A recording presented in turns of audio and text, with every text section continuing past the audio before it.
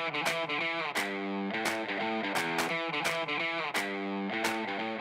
millennials are a fascinating generation because they are actually the first generation to value time and money exactly the same. And they're looking for these little signs of whether or not this is the company for them. And that's why I think companies have to wake up. Every generation leaves its mark. One way that you can lose your business and lose relevance is not pay attention to that. Welcome to the Inside Forbes Councils podcast. Each episode shares transformative insights and advice from members of Forbes Councils, a group of invitation-only communities for successful executives and entrepreneurs. This is Inside Forbes Councils. Hi everyone, and welcome to episode 7 of the Inside Forbes Councils podcast. I'm your producer, Stephen Ganoza. There's an ongoing war for talent. We've all heard this. But has the battle already happened? Our contributors today say that war is over if you want it, or even if you don't. Shane Green of SGEI International, Yuri Kruman of MasterTheTalk.com, and Christa Preston of EmbraceKulture will share some of their thoughts on hiring, managing, and retaining not just millennials, but also the upcoming Gen Z'ers. Shane Green is the founder and president of SGEI International, and he's going to give us the truth, plain and simple. Talent has won the talent war. I'm Shane Green. I'm a culture hacker. My company is SGEI, and we're involved in helping organizations evolve their customer experience through better company culture. The old mentality of just driving people into the ground, totally overusing them, and let me just say, that still happens today. But what's the effect of that? I think the effect is that the younger work generations that are coming in, let's say with our millennials, but I think our Z's are going to be even more so. What's happening today that didn't happen in previous generations? It isn't about the generations having different work values, even different work ethic. What we've got for the first time is a millennial group that says, you know what, I'm not going to accept this shit. I'm not going to accept being worked in the ground. I'm not going to accept being treated poorly. And for the first time, we've got a working group that says, you know what, I'm out. So when they go into a situation or an organization that doesn't fit with them, they basically will time out. Now, the problem is that those managers and those organizations that, you know what, treat people badly, they're the first ones to say, oh, these generations are not loyal. You know what, they don't work hard. They don't have a strong work ethic. That's complete BS. Every bit of research says, you know what, it's the same. But this group just doesn't accept it anymore. So if I go back to that element, why can't we work people into the ground? The reality is that you are not going to be a sustainable business for years to come. I would argue that I think customers are more forgiving of a company's BS than the employees are. The employees, particularly with Generation Z, which I'm going to call this activist generation, is so exciting because what's going to happen is they are going to expect more from their organizations. The flip side, which the Gen Z seem to be having, is that their work ethic is extremely strong. So if you can tap, which means get the right people in the right business, set them up for success, treat them well and let them go, your company will be successful. Conversely, this old adage of working people into the ground, not only are you going to lose your best people, but here's what the other thing that's going on right now is that these millennials and Z's are telling everyone about it. You've got the glass door effect in full mode now. Like every other sort of social community rating platform, Glassdoor comes out and everyone says, ignore it, ignore it, ignore it. What's happening now? If someone's looking for a job, as I said, more than 80% of the time, they're going to go and check Glassdoor. And all that does is it gives, whether they go, oh my goodness, do they take everything for matter of fact? Maybe, maybe not. But what they look for is a trend. And they're looking for these little signs of whether or not this is the company for them. And that's why I think companies have to wake up. Listen, talent war, it's over. Talent won. So let's get on the program and take care of them and develop the type of reputation that keeps the best people coming through your door. My organization is SGEI International, so you can find us on the website. And as I said, love to sort of keep that conversation, or reach out to me, Shane Green, as well. Which, as I said, I have shanegreen.com. You can find me on Twitter. You can find me out there. We're always commenting on what's going on around us. So I love engaging people in conversation. I wrote a book, Culture Hacker, which came out about a year ago. which has been really great because it's really, as people have read this, they've kind of really provoked more conversation and understanding of culture. So as I said, if you get a chance to read the book, watch some of my videos, take an opportunity. Let's engage in the conversation, because at the end of the day, that will help evolve. And I believe we've got a real opportunity to pull what not only culture is defined as, but how companies, businesses, teams, and communities operate on a really cool level. Are you a successful executive or entrepreneur with insights to share? Learn more about our invitation-only communities at ForbesCouncils.com. Forbes Councils members have the opportunity to collaborate with fellow business leaders to overcome challenges and create new opportunities. Members also have access to support benefits that help them save time and money, and a platform, Community Voice, on Forbes.com, through which they can amplify their voices and exchange ideas. See if you qualify at ForbesCouncils.com. Okay, so talent has won, but what does talent want?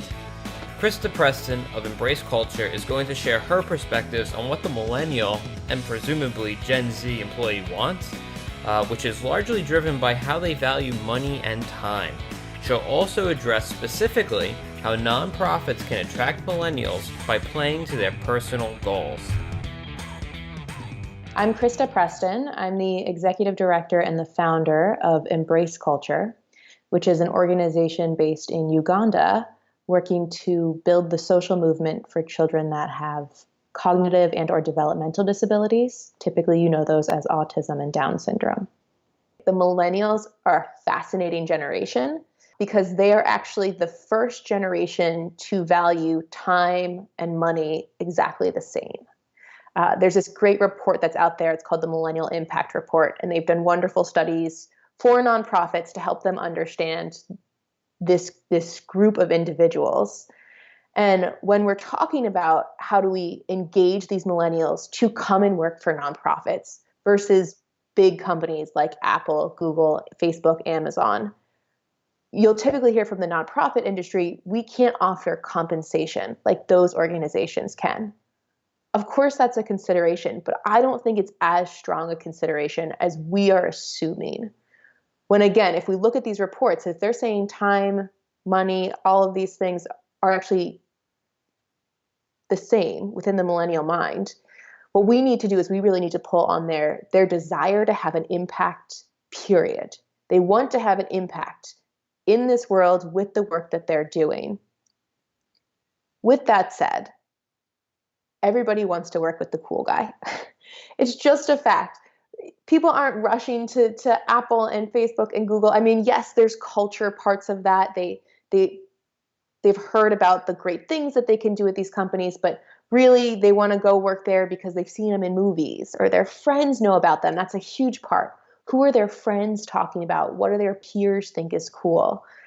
As nonprofits, we tend not to invest in our own brands.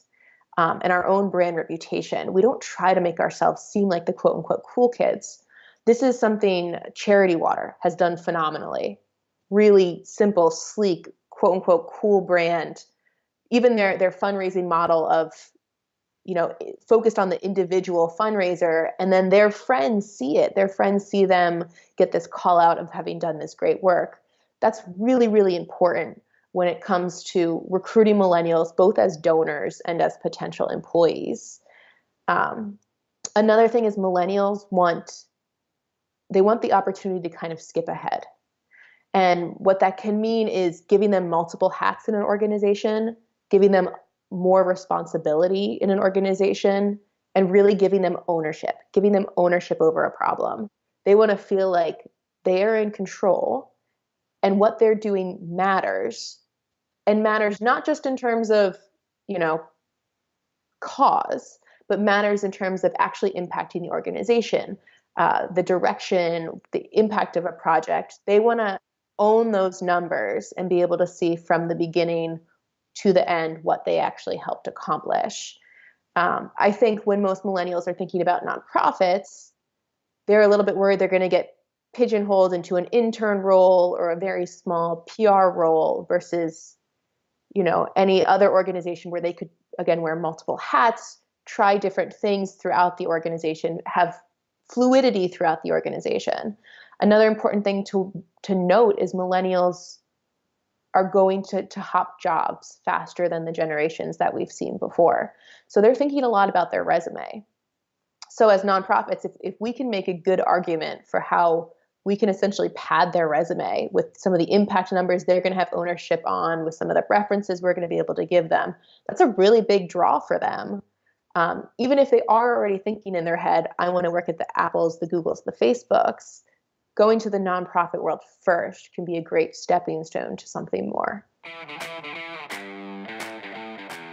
Millennials are now in the workforce in large numbers, and Gen Z is following close behind.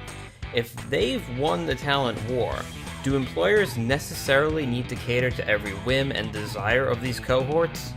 Yuri Kruman, a millennial himself and founder of MasterTheTalk.com, will address this question of, do we always need to cater to millennials and Gen Z? Hi, my name is Yuri Kruman. I'm the CEO of Master the Talk Consulting, which is part business consulting, and the other part is career coaching for mid-career millennials, usually coming out of large corporations wanting to go into tech. Every generation leaves its mark. One way that you can lose your business and lose relevance is not pay attention to that. Right? Millennials are definitely here to stay. By 2020, I believe we will be at least half of the workforce, if not more.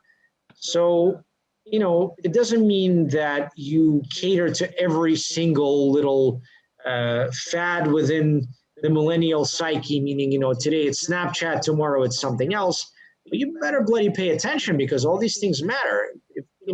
Millennial employees are very similar to employee customers, right? When you think about the people that you hire, you have to think about your customers as well. These things are very strongly related. This has nothing to do with generation, right? So when you want to cater to millennial customers who, guess what, are increasing in their spending power, and just by virtue of being the largest demographic, our spending power matters, how we see the world, our psychology, our language, how do we view brands, all of those things really matter.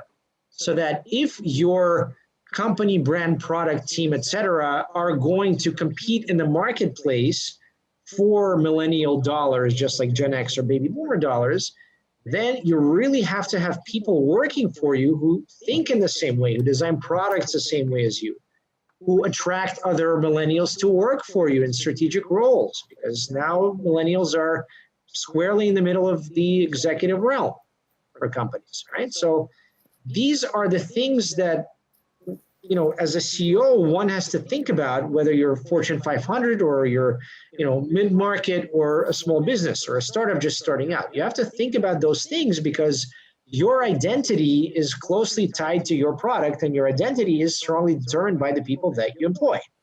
So once you see all those things as interconnected, then yes, you realize that you really have to have a clear strategy for engaging millennials to attract them, and yes, more importantly, to retain them, because millennials tend to fly in 18 to 24 months on average. To the victor belongs the spoils. Luckily, in this case, we're just referring to a mindset of how to attract and retain the best and brightest from our younger generations. The takeaway? Think about how you're positioning your company or team to millennials and Gen Z. You don't need to cater to their every whim, but you may want to align your vision and how you structure roles on your team to resonate with their personal, professional, and societal goals. I want to thank Shane, Christa, and Yuri for contributing their thoughts. We'll see you on the next episode.